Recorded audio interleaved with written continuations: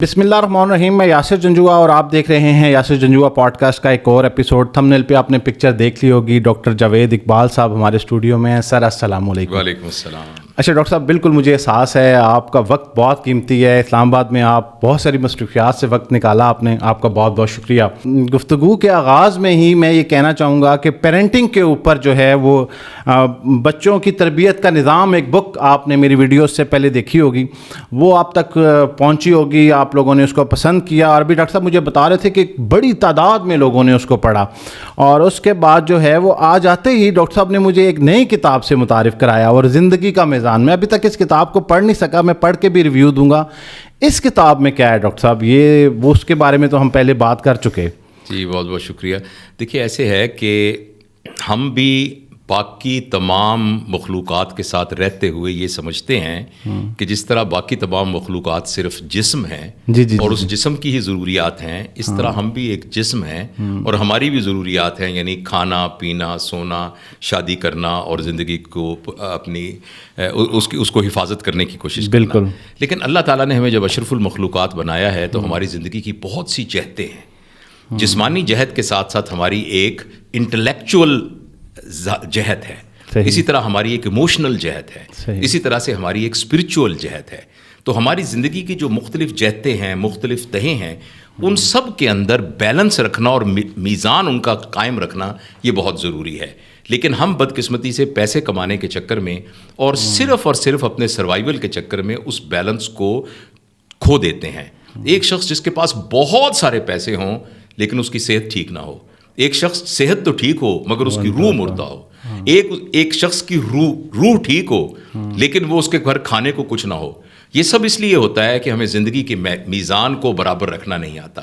तो इस किताब में एक्चुअली इसका जो तर्जुमा है वो बैलेंस लाइफ है कि किस तरीके से एक आदमी अपनी ज़िंदगी के अंदर एक बैलेंस रख कर ज़िंदगी गुजारे, ये इस किताब का मौजू है। डॉक्टर साहब, वालिदैन का एक बड़ा शिकवा है कि हमारे जो बच्चे हैं वो बहुत हसास होते जा रहे हैं, तो उनकी परवरिश भी इतनी मुश्किल है। आपकी मौजूदगी का फ़ायदा उठाते हुए मैं ये टिप लेना चाहता हूँ कि हसास बच्चों की परवरिश जो है वो वाकई मुख्तलिफ होती है, या फिर वो भी नॉर्मल पेरेंटिंग के तौर पे लेके चलते जाएं और एक टाइम पे बच्चे ठीक हो जाते हैं। तो हसास बच्चे जो हैं, सेंसिटिव बच्चे, इनके लिए पेरेंट्स को आपको एडवाइस करें। देखिए, बच्चे को कोई जहनी बीमारी ना हो, कोई जेनेटिक डिजीज़ ना हो, ठीक है, तो जो बच्चा भी इस दुनिया में आता है ना, उसके अंदर क्रिएटिविटी होती है, उसके अंदर कॉन्फिडेंस होता है, उसके अंदर क्यूरोसिटी होती है, उसके अंदर करैक्टर होता है। ठीक है। ये बच्चा बाय डिफ़ॉल्ट बिल्कुल साफ सुथरा होता है और सच्चा होता है, और जो चीज़ उसको नज़र आ रही होती है उसको जैसी होती है वैसे ही कबूल कर रहा होता है और उसके मुताबिक अपना वर्ल्ड व्यू बना रहा होता है।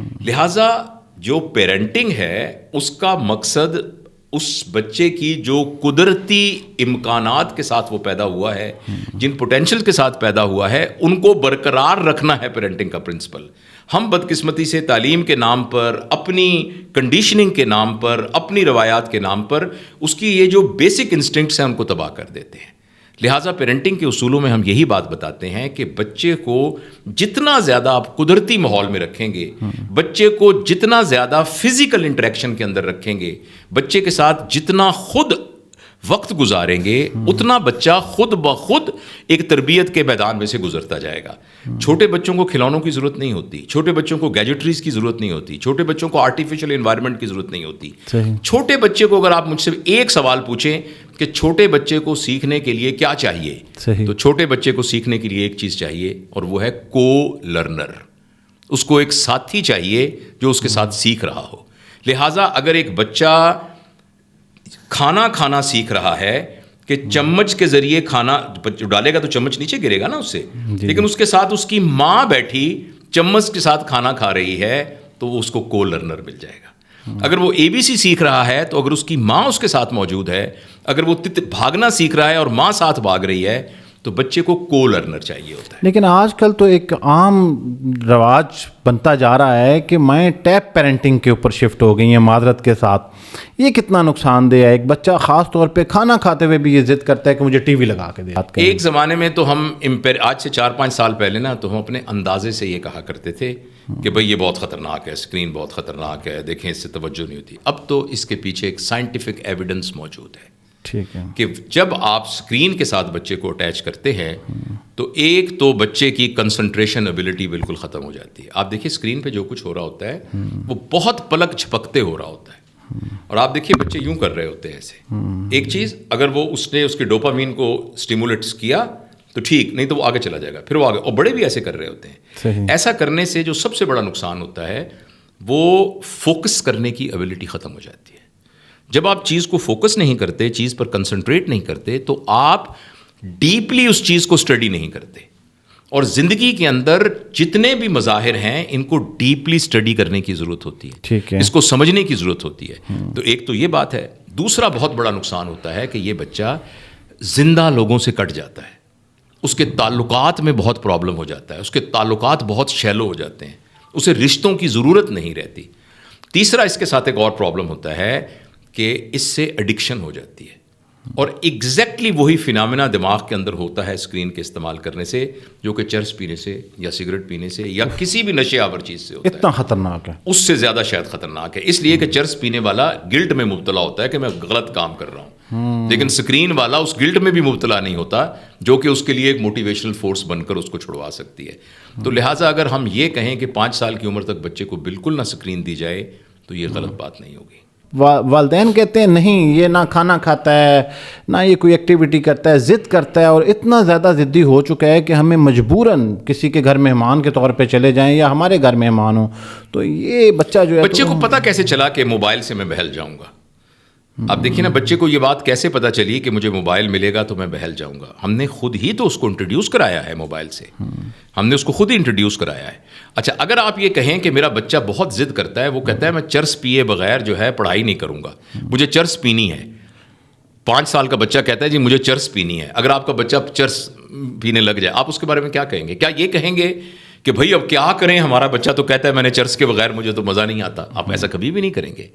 اور میں آپ کو یہ یقین دلانے کی کوشش کر رہا ہوں کہ جس طریقے سے وہ خطرناک ہے یہ اسی طریقے سے خطرناک ہے. جو اصول آپ کو اس کی نشہ آور دوا کو چھڑوانے کے لیے کرنا ہوگا وہی کرنا ہوگا, اور وہ یہ کرنا ہوگا کہ اس سے اس کو لے لینا ہوگا اور اس کو ایک آلٹرنیٹ جو ہے کوئی نہ کوئی آلٹرنیٹ دینا ہوگا. اور سب سے اہم یہ کہ آپ کو رول ماڈل بننا ہوگا. آپ کے ہاتھ میں موبائل نہیں ہونا چاہیے. پیرنٹس کے ہاتھ میں اگر موبائل ہوگا تو بچے سے موبائل نہیں چھڑوا سکتے. اچھا, اس کے ساتھ ساتھ ایک اور چیز دیکھی گئی ہے کہ جو بچے بہت زیادہ موبائل فون کے اندر کنیکٹ ہیں ان میں اعتماد کی کمی دیکھی گئی ہے. کیا یہ ایسا ہے؟ ویسے تو ایسے ہونا چاہیے کہ اگر وہ انفارمیشن لے رہے ہیں اور موبائل سے اتنا کچھ سیکھ رہے ہیں تو انہیں تو کانفیڈنٹ ہونا چاہیے. تو ایسا کیوں ہوتا ہے کہ وہ بچے کانفیڈنٹ ہونے کے بجائے شائع ہو جاتے ہیں, اپنی دنیا میں چلے جاتے ہیں اور پھر وہ کسی سے انٹریکٹ نہیں کر رہے ہوتے؟ دیکھیے, ایک بات سمجھنے کی ضرورت ہے کہ یہ جو پین ہے نا جی, اس کا ایک پرپز ہے. صحیح. اور وہ ہے اس سے لکھنا. اگر اس سے لکھنا نہ ہو تو اس کا کوئی پرپز نہیں ہے, یہ بیکار ہے. اس اینک کا ایک پرپز ہے, اس کے ذریعے سے دیکھنا.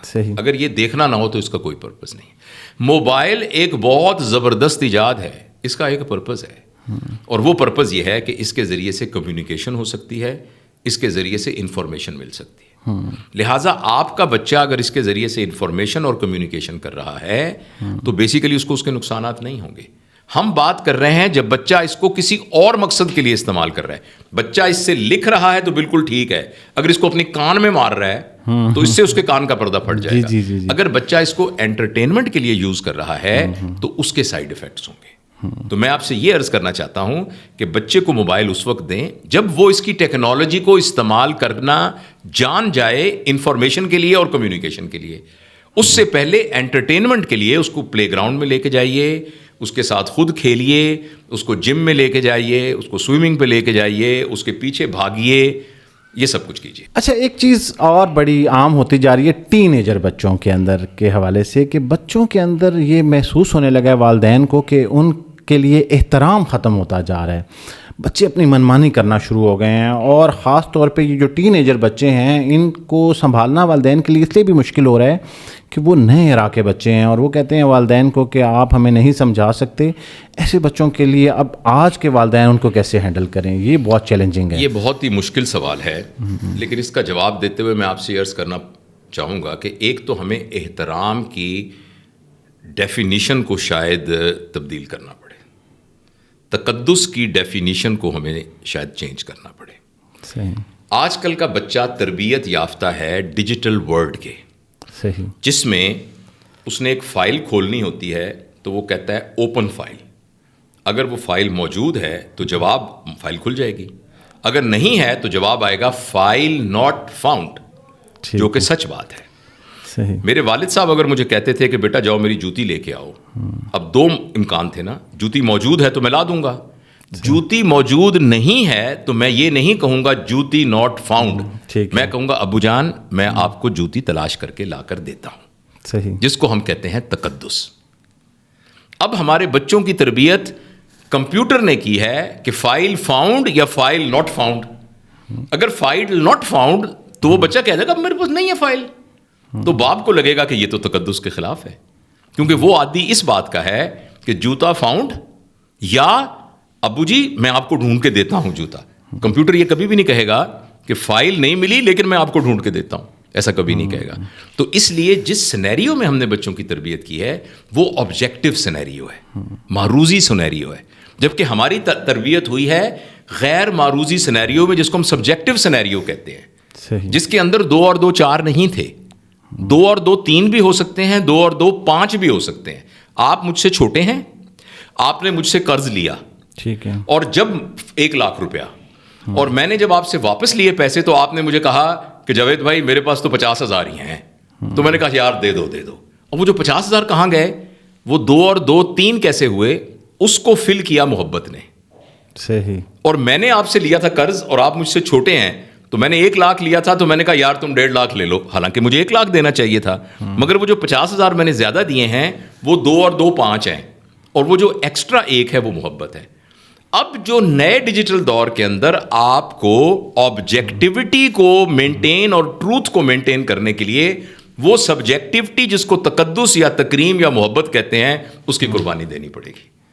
یہ اس دور کا پرابلم ہے. لہٰذا ماں باپ کو سمجھنا پڑے گا کہ اگر آپ بیٹھے, اگر بچہ بیٹھا ہوا ہے اور آپ آئے اور وہ اٹھ کے کھڑا نہیں ہوا تو اس کا قطعاً یہ مطلب نہیں ہے کہ وہ آپ کی عزت نہیں کرتا.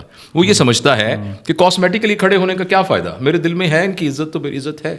تو لہٰذا اب وقت کے ساتھ ساتھ ان ڈیفینیشنز کو چینج کرنا پڑے گا. ایک آخری میسج والدین کے لیے جو آپ کو لگتا ہو کہ آج کے دور کی سب سے بڑی ضرورت ہے, تمام والدین کو کسی ایک خاص بات پہ ضرور عمل کرنا چاہیے, آپ کے مشاہدے میں ایک ایسی نیگلیجنس آئی ہو اس دور کی جو کہ درست کرنے کی ضرورت ہے. دیکھیے سب سے اہم بات یہ ہے کہ 5 سال سے کم عمر کے بچے کے اندر سختی کو برداشت کرنے کا کوئی میکینزم نہیں ہوتا.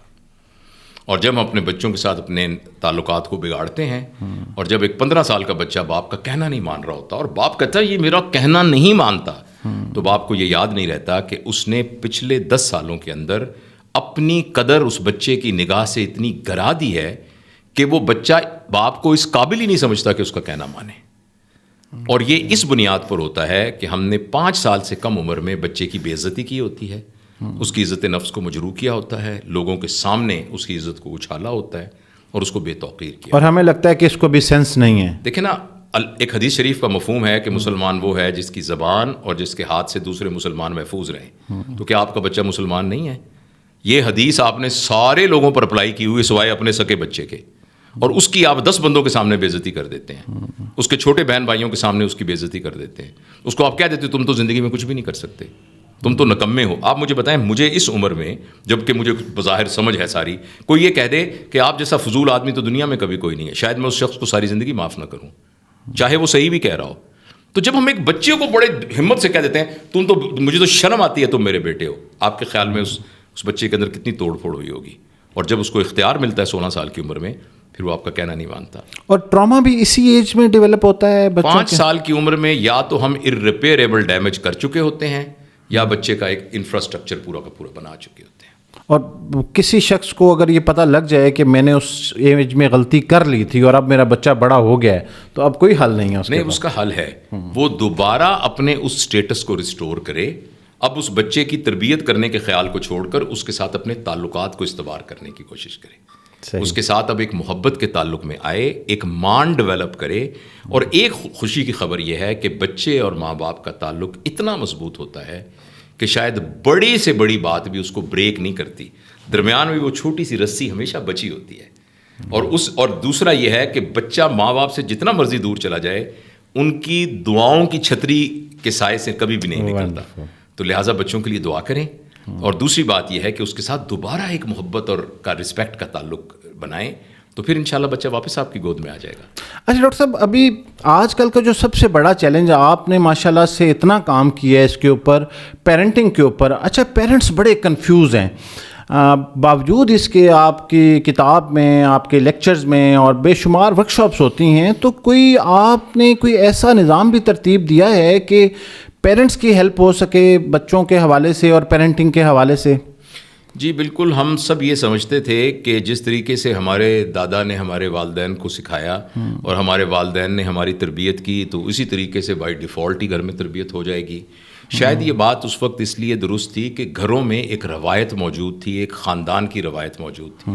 لیکن جیسے جیسے یہ دنیا تبدیل ہوئی ہے، ڈیجیٹلائز ہوئی ہے، لوگ جو ہیں وہ سیلف سینٹرڈ ہوئے ہیں، تو ایک دوسرے کی زندگی کے اوپر انفلوئنس بہت کم ہونا شروع ہو گیا ہے. لہٰذا میں بہت ذمہ داری کے ساتھ یہ کہتا ہوں کہ پیرنٹنگ کو سیکھنا ضروری ہے.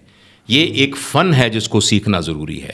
جس طریقے سے آپ اپنے بچے کو کالج میں داخل کرا کے، یونیورسٹی میں داخل کرا کے ڈاکٹر بنانا، انجینئر بننا، اس کو کوئی ڈیجیٹل مارکیٹنگ سکھاتے ہیں، باقی چیزیں سکھاتے ہیں، لیکن وہ ایک باپ بننے والا ہے، ایک ماں بننے والی ہے، تو اس کی تربیت کیسے کرنی ہے وہ سکھانے کی ضرورت ہے. تو ہم نے البتہ میری اللہ کی مہربانی سے پچھلے 10 سال کی محنت کے بعد ایک اپنے ان تمام پرنسپلس کو ایک کورس کی شکل میں کنورٹ کیا ہے، جو کہ ہماری جو ویب سائٹ ہے اس کے اوپر اویلیبل ہے، جو کہ 20 ویڈیوز میں ہے.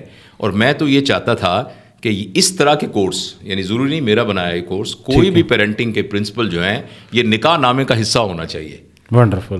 دیکھیے نا، جب آپ ایک شخص کا موٹر سائیکل ایک شخص خریدتا ہے اور وہ اپنا لائسنس لینے جاتا ہے، تو یہ سوال پوچھنا بڑا جائز ہوگا کہ آپ کو موٹر سائیکل چلانا آتا بھی ہے کہ نہیں. تو کیا جس کی شادی ہونے والی ہے اور 1 سال بعد اللہ اس کو اشرف المخلوقات میں سے ایک تحفہ دینے والا ہے، کیا اس کی تربیت کے بارے میں اس کو کچھ پتہ بھی ہے کہ نہیں پتہ؟ تو ہم تو یہ چاہتے تھے کہ یہ پتہ ہونا چاہیے. لیکن بہرحال وہ ایک ٹینجیبل پروڈکٹ جو ہے وہ ہماری ویب سائٹ پر موجود ہے، اور اللہ کا شکر ہے کہ ہزاروں لوگوں نے اس سے فائدہ اٹھایا ہے، اور لوگوں نے یہ بتایا ہے کہ اس کورس کے بعد ان کی زندگی میں بہت پازیٹیو امپیکٹ آیا ہے. اسی پوڈ کاسٹ کے ڈسکرپشن میں آپ چلے جائیے اور ویب سائٹ کا لنک آپ کو ملے گا. آپ اس لنک پہ کلک کریں گے تو آپ اس معلومات تک پہنچ جائیں گے. ڈاکٹر صاحب آپ کے وقت کا بہت بہت شکریہ. اور یہ کتاب زندگی کا میزان، اس کو میں پڑھنے کے بعد بھی اس کے اوپر ریویو کروں گا، اور جیسا کہ لنک میں نے آپ کو بتایا ہے ڈسکرپشن میں موجود ہے. انہیں تمام باتوں کی تفصیلات اگر آپ جاننا چاہتے ہیں اور آپ اس کو باقاعدہ سیکھنا چاہتے ہیں کہ بہترین پیرنٹنگ کیسے کی جاتی ہے، تو اس لنک پہ کلک کر کے آپ یہ جان سکتے ہیں. شکریہ، thank you so much G.